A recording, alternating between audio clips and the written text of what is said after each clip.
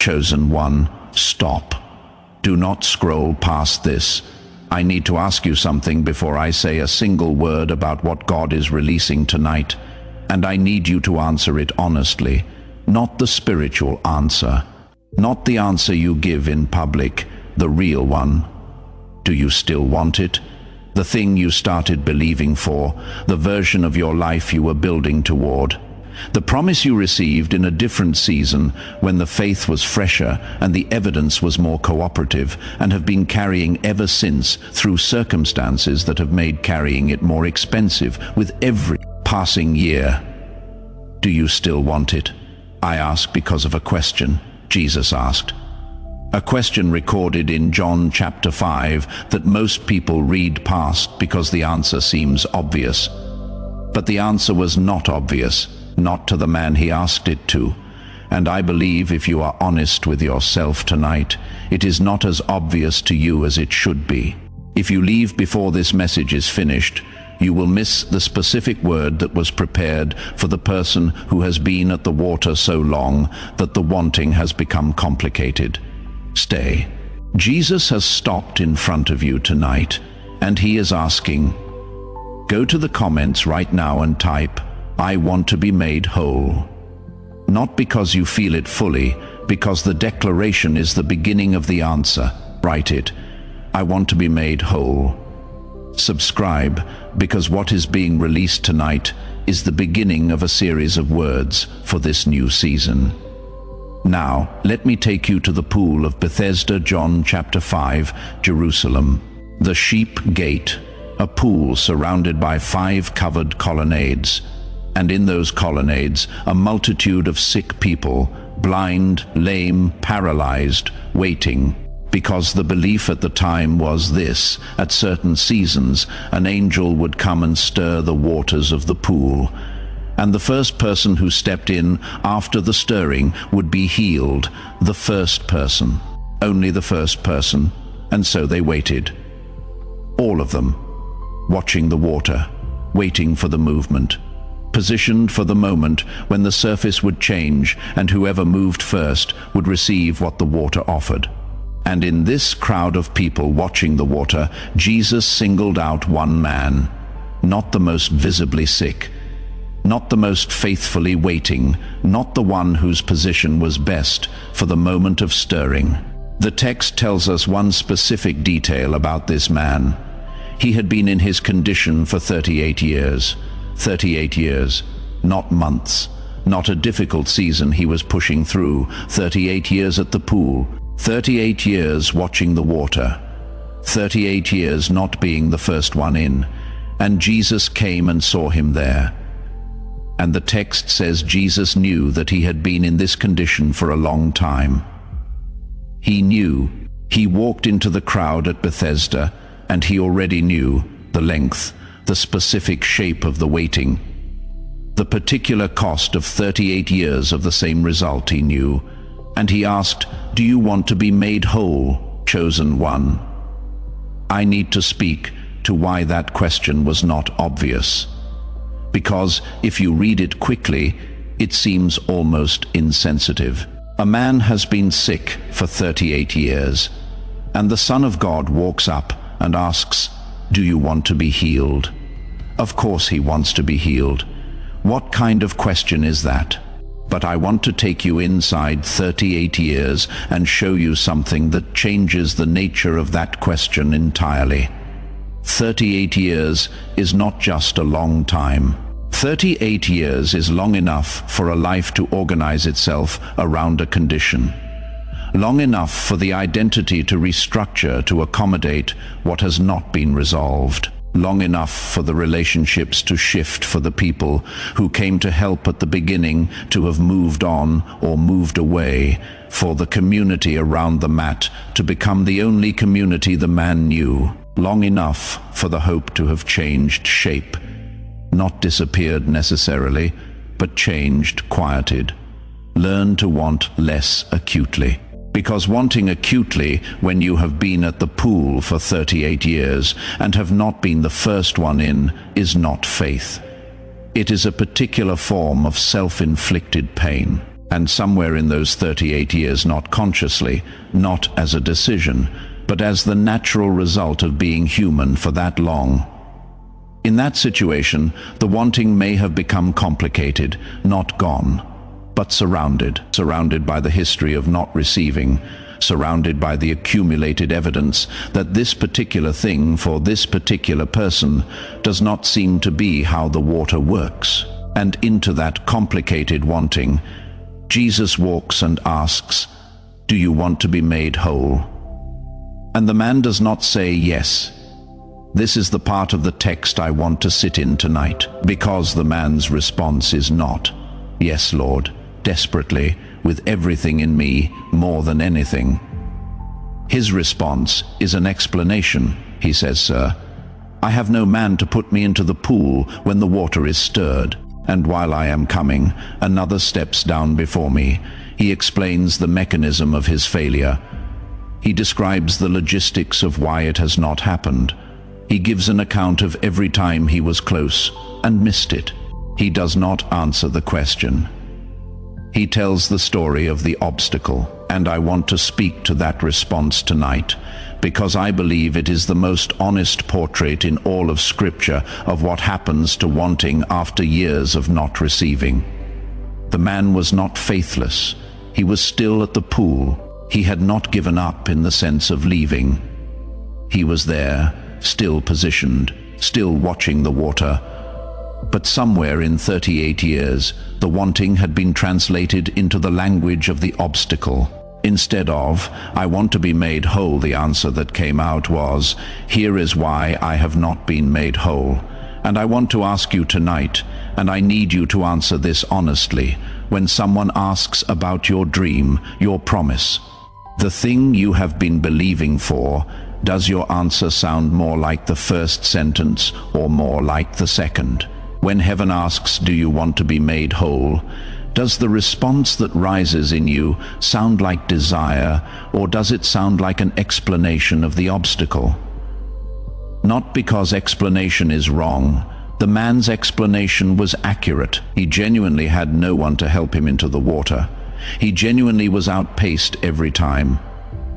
But accurate explanation of the obstacle is not the same as a live desire for the breakthrough. And I want to speak to something that most people miss in this story. The healing happened on the Sabbath.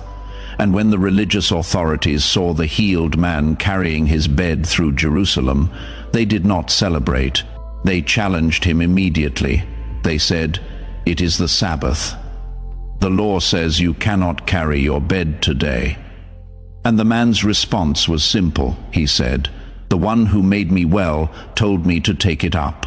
He was following a direct command that conflicted with the system, and he chose the command over the system. I want to speak to this because some of you have been waiting for the timing to be right, for the conditions to align, for the people around you to approve the movement, for the day to look like the right day before you attempt to rise. But Jesus gave the command on the Sabbath, when the rules said stay still, when the religious system said this is not the appropriate moment. He gave the command anyway, and the man obeyed the command. Not the system, not the observers, the one who made him well. When the command comes for you, and I believe it is coming in this season, obey it. Even if the timing looks wrong to the people watching, even if the day does not appear to be the right day, even if what you are asked to carry seems to violate the expectation of those observing, the one who gives the command knows what he is doing, and his command supersedes the mechanism that was never able to heal you anyway. And Jesus came to speak to the desire, not the obstacle.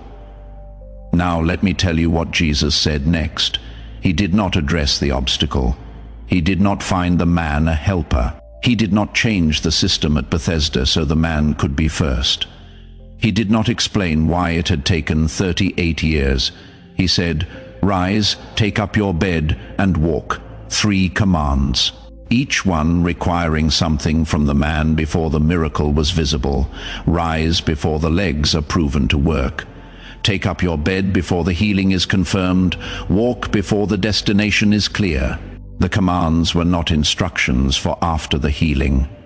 They were the movement inside which the healing happened. He was not told, "I will heal you, and then you can rise." He was told, "Rise," and as he rose, the healing met the obedience, chosen one.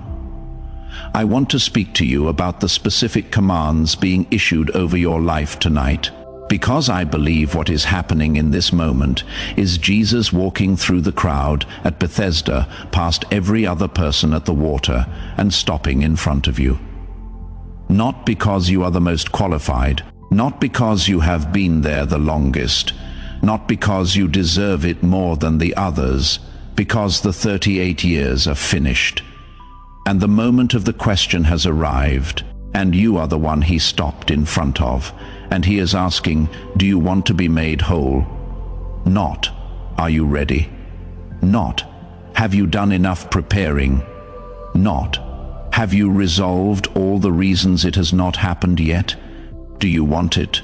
And I want to coach you on your answer tonight. Not the explanation, the desire, the raw, undefended, unqualified desire. The yes that does not come with a but. The yes that does not immediately pivot to the history of the obstacle.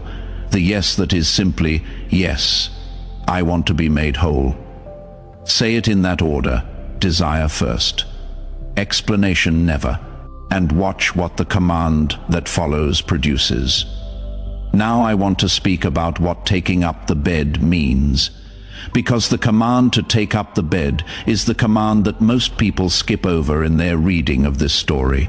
Rise gets attention, walk gets attention, take up your bed is in the middle and passes by quickly.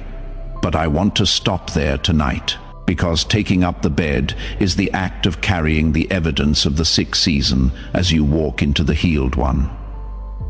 He did not leave the bed at Bethesda. He did not leave behind the thing that had held him.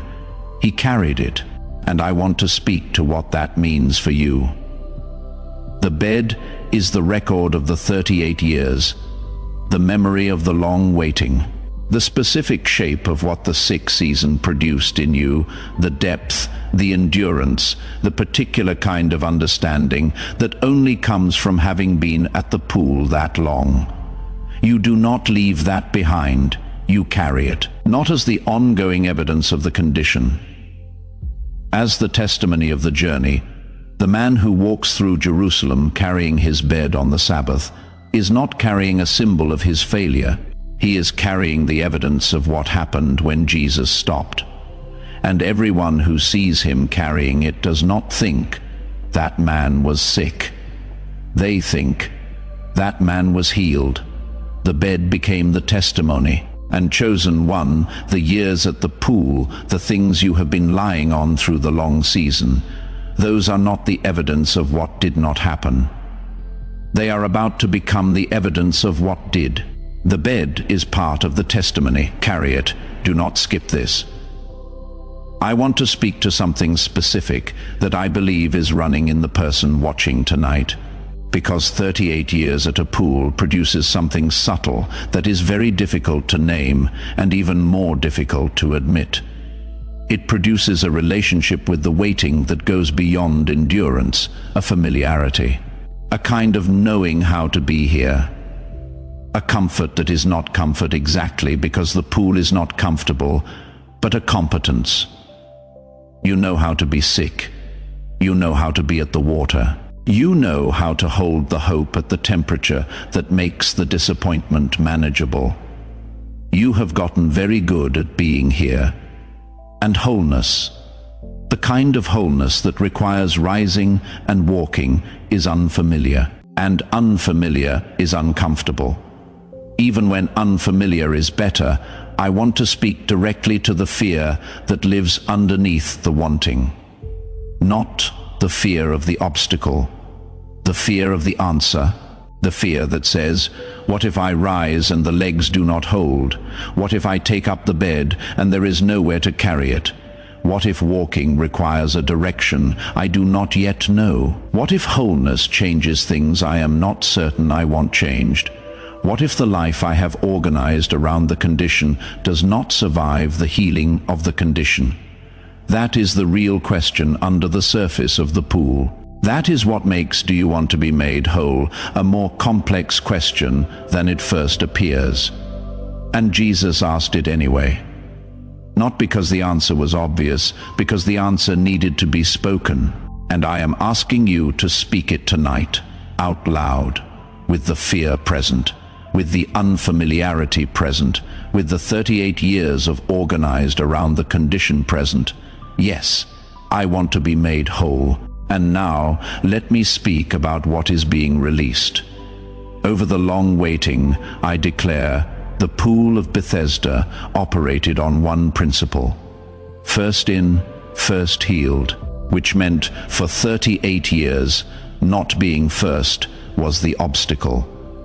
But Jesus did not use the pool. He walked past the pool entirely. He walked up to the man who had never been first and bypassed the mechanism that had excluded him every time and spoke directly to the condition. The pool was not the source of the healing.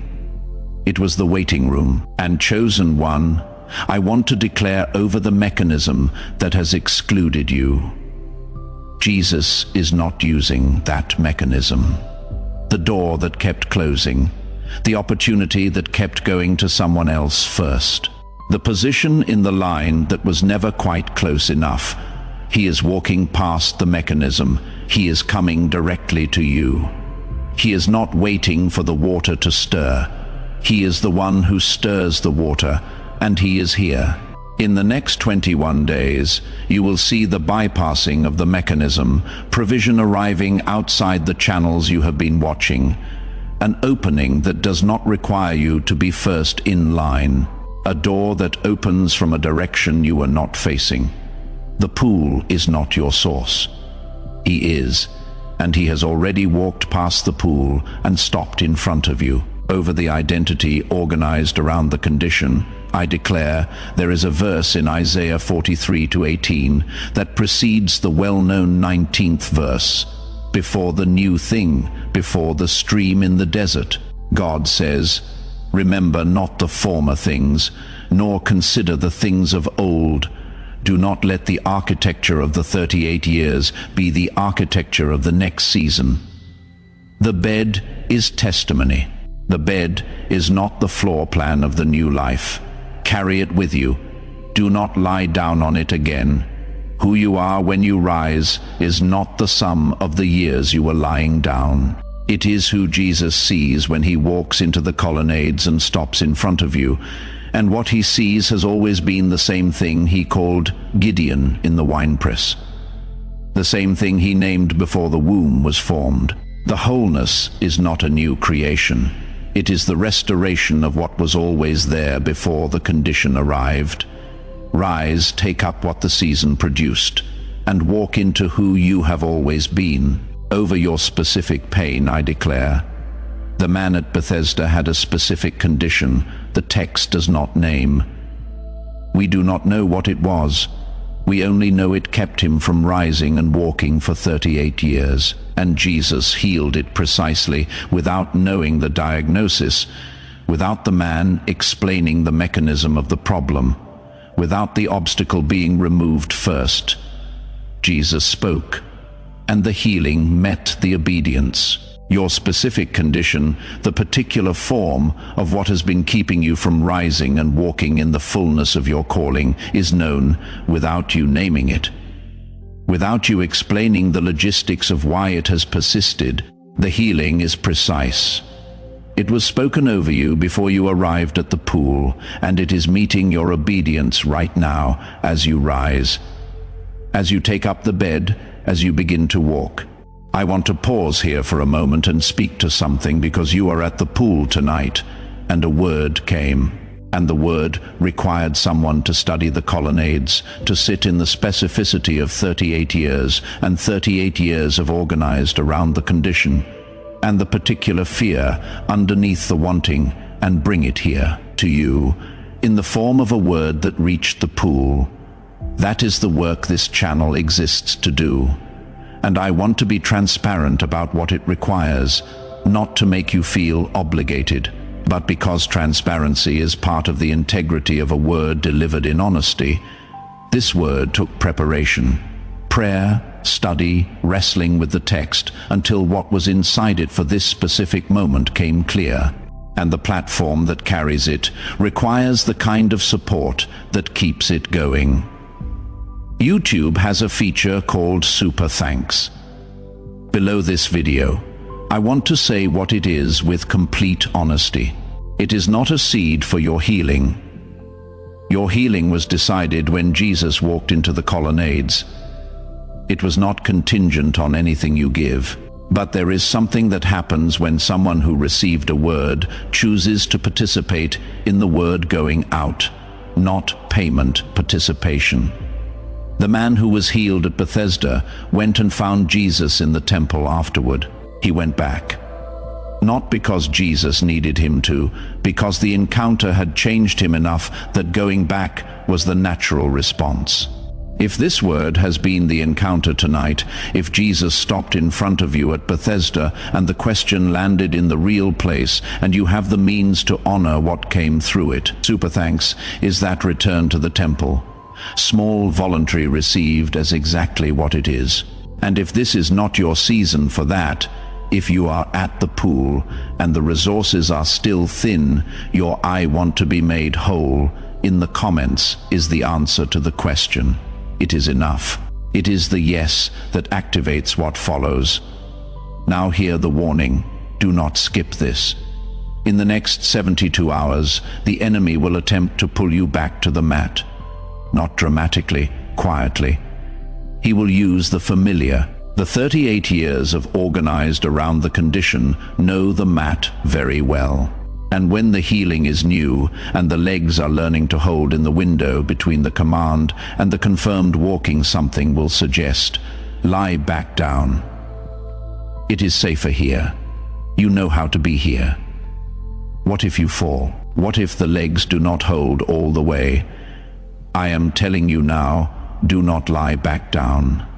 Not because the fear is invalid, because the command was already given and the healing was already released. And what you are feeling as uncertain legs is actually the sensation of legs that have not walked in 38 years, doing what they were made to do for the first time. It is not failure. It is first steps. Keep walking. Archangel Michael stands at the edge of the pool. His mandate: what rose does not lie back down. The mat is evidence of the healing, not the floor of the future. Isaiah 54:17 says, "No weapon formed against you shall prosper." The weapon of the familiar condition, the 38 years of organized around the sick, has no authority over the risen one. You are rising. You are not lying back down. Declare this with me out loud. I answer the question, do I want to be made whole? Yes, without the explanation, without the but, without the history of the obstacle first. Yes, I want to be made whole. I rise.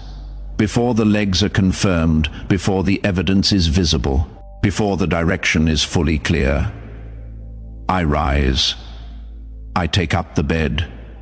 I carry what the 38 years produced, not as the floor I lie on, but as the testimony I walk with. I walk through the uncertainty, through the unfamiliarity of wholeness, through the sensation of legs learning what they were made for. I release the architecture organized around the condition. I release the comfortable competence of knowing how to wait. I release the identity that learned to want at the temperature of managed disappointment. I want fully. I rise completely. I walk into the season of the healed one. The pool was never my source. He is my source, and he stopped in front of me tonight.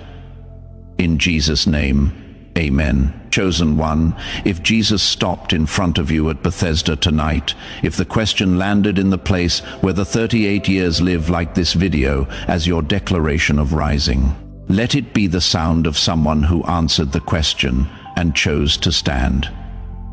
Go to the comments right now and type, "I want to be made whole." Let it be written. Let heaven see the answer. Let the command begin to produce what it was sent to produce. Subscribe, because the next word speaks to what walking looks like after 38 years of not walking. The specific disorientation of the healed season.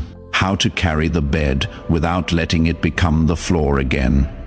How to keep walking when the legs are still learning. Do not miss it. Find the person who came to your mind during this word, the one who has been at the water the longest, who has the explanation of the obstacle ready, but has almost forgotten the sound of pure desire underneath it. Send this to them. Tell them, Jesus walked into the colonnades tonight. He walked past everyone else, and he stopped in front of you, and he is asking, "Go now, chosen one." Go as the one who answered the question. You are not the person who has been at the pool for 38 years. You are the person who rose when Jesus spoke. The mat is in your hands now, not under your body. In your hands, carry it as testimony. Walk into the season it points toward, and do not look back at the pool as if the pool is still the plan. The pool was the waiting room. He is the source. And you are already walking, amen.